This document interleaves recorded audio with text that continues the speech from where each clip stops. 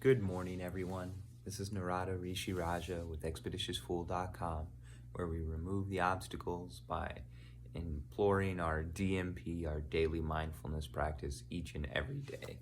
So today I'm here with your Lightworkers card pull, so let's go ahead and jump right into it. We've got the Eight of Wands. I believe we got this last week too. It makes sense.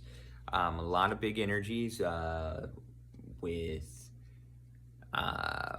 we've got Mercury going retrograde, joining the retrograde parade on Friday. Then right after that we have the full moon, so big energies coming right back to back. It's stirring up a lot, right?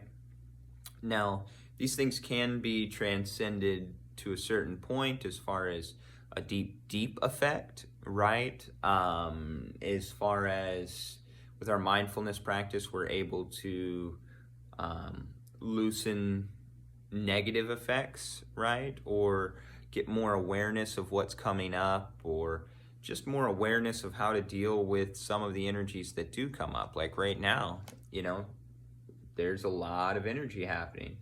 So you're going to feel that. It's just whether or not you identify with what it is that's going on, or if you're allowing to take that non-attachment stance, that little bit of distance that the yogic practices teach, and remove yourself just a little bit in order to make proper discernment and good decisions, even when this energy is coming at you really fast.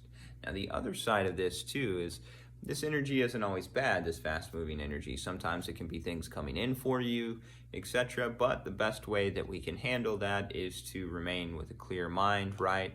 And also, even if things are coming in really fast or they're leaving really fast, the big thing to remember is to keep that calm mind, that calm baseline. That way we don't attach too deeply to our likes or our dislikes, right? Those likes are aversions, those kleshas that the Yoga Sutras warn us about.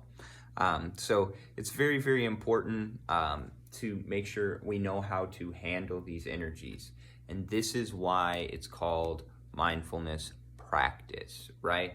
When we're in the moment, when we're doing the exercise like meditation, for instance, we call it meditation practice.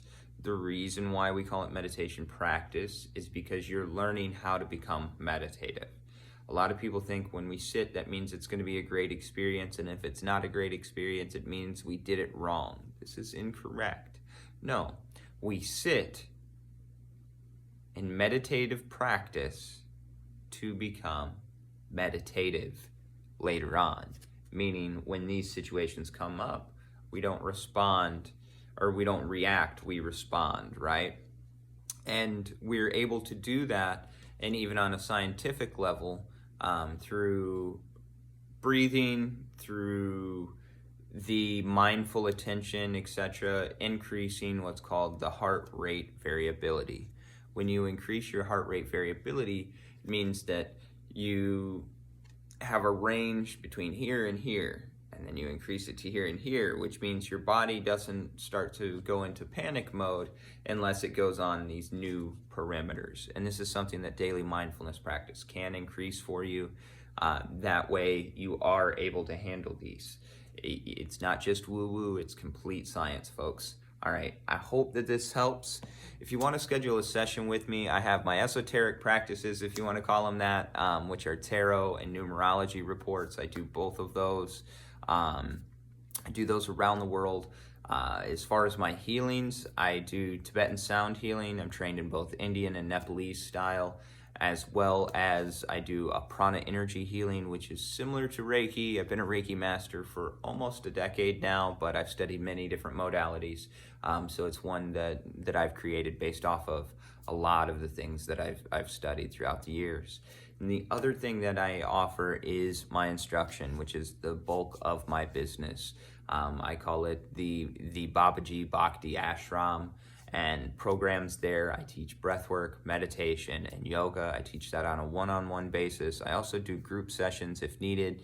I also run some locally here, but those one-on-one sessions, they're truly where you can build the core of your own sadhana, your own DMP, your daily mindfulness practice, and I can guide you through the steps as we go through, because we find these pitfalls between us, between our interactions with others, and sometimes not everybody understands the process we're going through, and that's the real benefit of those.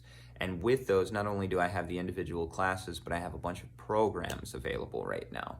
I've got the Building the Breath program, which is a month-long program. It allows you to build that habit. I have a Japa workshop, which goes deeply, deeply into the art and ancient science of Japa. That way you understand why that's important. It's a type of meditation. It uses prayer beads, and it ultimately can maintain your vibration at the highest level possible at all times in all types of situations. So very, very important meditation workshops as well.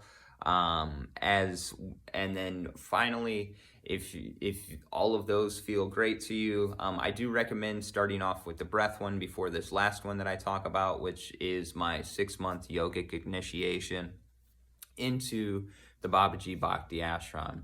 That's 6 months where you and I will meet at least once each week in a one-on-one type situation. If you're around the world, don't worry. I do work with clients around the world. We'll meet, similar to this in a video chat situation.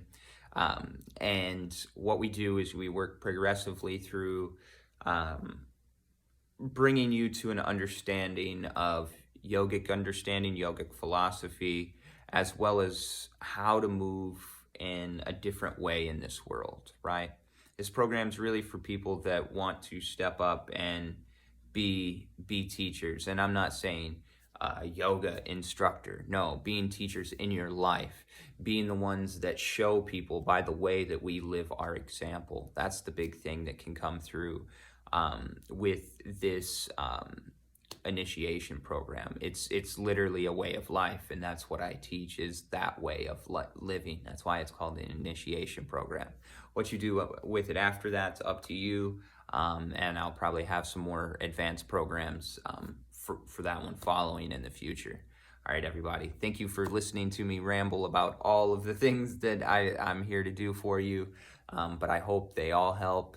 Reach out to me. I'd love to add you to my list of clients.